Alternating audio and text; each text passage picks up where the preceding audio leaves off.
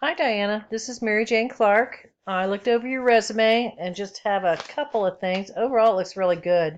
I noticed in the first line, case management professional, it says with years 10 of experience. I'm presuming that's supposed to be with 10 years of experience.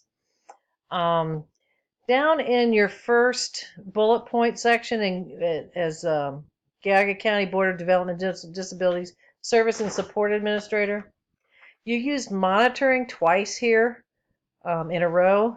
You may want to try.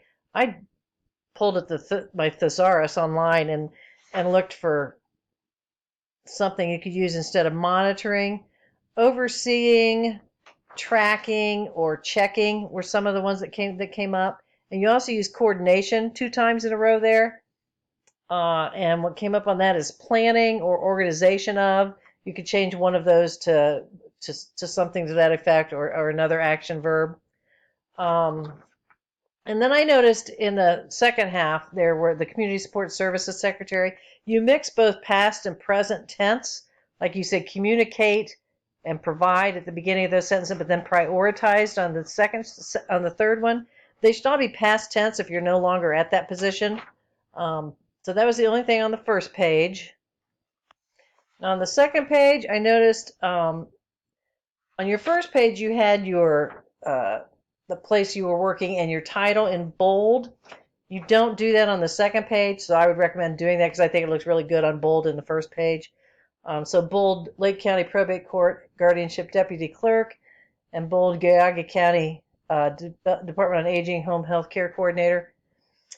And education should come first in your resume, so I would move that up to on your first page, the very first thing. After your summary and skills and expertise, I would put education there. And I would change to, instead of the Bachelor of Applied Human and Consumer Sciences, it should just say Bachelor. You want to drop off the, you don't need that on the front. And an associate degree should be associate, not associate, so take the S off of associates.